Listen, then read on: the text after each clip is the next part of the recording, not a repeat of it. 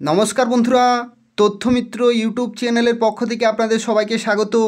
আজকে এই ভিডিওতে আমরা আলোচনা করব ত্রিপুরার আরও একটি অত্যন্ত গুরুত্বপূর্ণ খবর সম্পর্কে, এবং যেটি হচ্ছে পেনশন জটিলতা দূরীকরণ ও বকেয়া ডিআর ইস্যুতে সরব পেনশনার্স অ্যাসোসিয়েশন।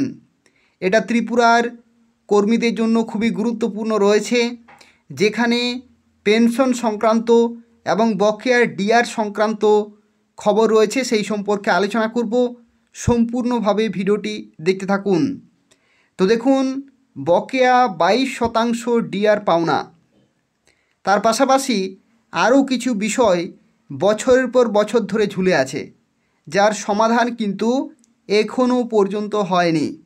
এবং অবসরপ্রাপ্ত কর্মচারীদের পাওনা কড়ি মিটিয়ে দেওয়ার জোরালো দাবিতে বিশিষ্ট শিক্ষক কর্মচারী নেতা শান্তিরঞ্জন দেবনাথের নেতৃত্বে অনুষ্ঠিত হয়েছে রাজ্য সম্মেলন। এদিনের সম্মেলনে 12 দফা দাবি নিয়ে আলোচনা করেন প্রতিনিধিরা। প্রাক্তন বিধায়ক আশিস কুমার সাহা সহ অন্যান্যরা উপস্থিত ছিলেন, এবং যেখানে বকেয়া ডিআর মিটিয়ে দেওয়ার ক্ষেত্রে সরকারের কোনো সিদ্ধান্ত না থাকায় কড়া সমালোচনা করেন আশিস কুমার সাহা। তিনি অভিযোগ করেন যে বিজেপির শাসনামলে শিক্ষক কর্মচারী অবসরপ্রাপ্ত সবাই একসঙ্গে কিন্তু তারা প্রত্যেকেই সরকারের কাছে প্রতারিত হয়েছেন, এবং সরকার নেতৃত্বাধীন জোট সরকারের আমলে সে সময়ের মুখ্যমন্ত্রী সুধীর রঞ্জন মজুমদারের আন্তরিক প্রচেষ্টায় শিক্ষক কর্মচারী অবসরপ্রাপ্তদের কল্যাণে গৃহীত যুগান্তরকারী সিদ্ধান্তের কথাও কিন্তু তিনি তুলে ধরেন। তিনি আরও বলেন যে কংগ্রেসেই শিক্ষক কর্মচারী ও অবসরপ্রাপ্তদের দরদি সরকার, যার প্রমাণ 1988 থেকে 93 সালেই দেখিয়েছে। বর্তমান পরিস্থিতিতে শিক্ষক কর্মচারী অবসরপ্রাপ্তদের দাবি নিয়ে কংগ্রেস লড়াই ও আন্দোলন আরও জোরদার করবে বলে জানান প্রদেশ কংগ্রেস সভাপতি তথা প্রাক্তন বিধায়ক আশিস কুমার সাহা। এদিন 12 দফা দাবির ব্যাখ্যায় শান্তিরঞ্জন দেবনাথ বলেন যে তাদের দাবি হচ্ছে বকেয়া 22% ডিআর প্রদান, অর্থাৎ যে বকেয়া 22% ডিআর রয়েছে সেটা কিন্তু খুব তাড়াতাড়ি মিটিয়ে দিতে হবে, এবং পুরনো পেনশন পদ্ধতি কিন্তু ফিরিয়ে আনতে হবে।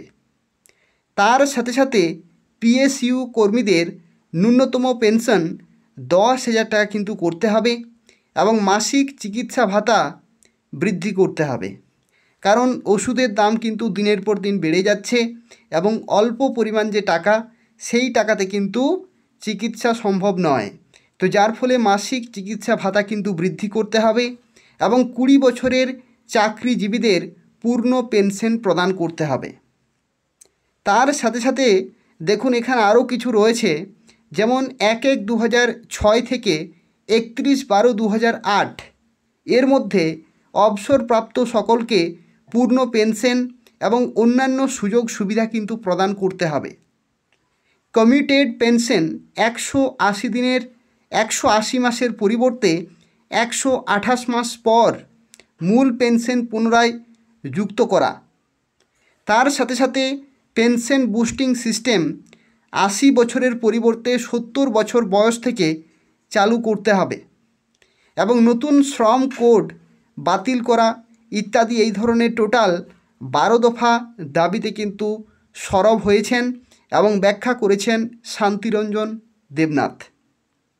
প্রসঙ্গত, অল ইন্ডিয়া পেনশনার্স অ্যাসোসিয়েশনের সভাপতি পদে পুনরায় নির্বাচিত হয়েছেন শান্তিরঞ্জন দেবনাথ।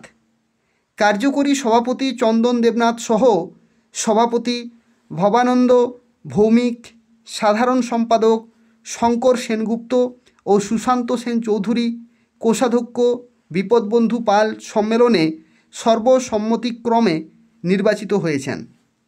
36 জনের কার্যকরী কমিটি গঠন করা হয়েছে। তবে রাজ্য কমিটি নির্ধারিত হবে কার্যকরী কমিটির আসন্ন বৈঠকে। শতাধিক প্রতিনিধিকে নিয়ে আগরতলার সখীচরণ বিদ্যানিকেতনে রবিবার অনুষ্ঠিত হয়েছে তৃতীয় ত্রিবার্ষিক রাজ্য সম্মেলন। আগামী দিনে পূর্ণাঙ্গ কমিটি গঠনসহ অন্যান্য বিষয়ে জরুরি ভিত্তিতে বৈঠক কিন্তু ডাকা হবে এবং একই সঙ্গে ভবিষ্যতের আন্দোলন কর্মসূচিও স্থির করবে শান্তিরঞ্জন দেবনাথের নেতৃত্বাধীন টিম। এ সময় পুরনো পেনশন পদ্ধতি পুনরায় চালুর দাবিও কিন্তু প্রবলভাবে উঠেছে। আরও বহু সংগঠন পুরনো পেনশন ফেরানোর দাবি তুললেও সরকার এখনও পর্যন্ত কিন্তু নীরবেই আছেন। তাই হচ্ছে ত্রিপুরাতে আরও একটি অত্যন্ত গুরুত্বপূর্ণ খবর রয়েছে, যেখানে পেনশনার্স অ্যাসোসিয়েশন কিন্তু সরব হয়েছেন এবং তাদের 12 দফা দাবি কিন্তু তুলে ধরেছেন।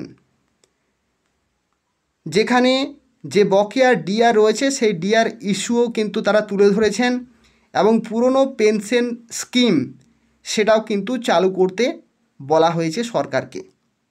তাই হচ্ছে অত্যন্ত গুরুত্বপূর্ণ একটি খবর। আর এই ধরনের খবরগুলি নিয়মিত পেতে হলে তথ্যমিত্র চ্যানেলটি সাবস্ক্রাইব করে রাখুন।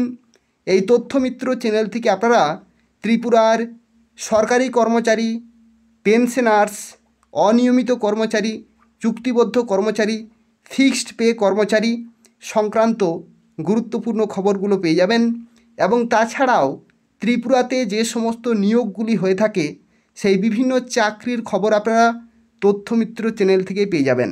তো সেক্ষেত্রে যারা এখনও পর্যন্ত চ্যানেলটি সাবস্ক্রাইব করেননি অবশ্যই চ্যানেলটি সাবস্ক্রাইব করে রাখুন। ধন্যবাদ।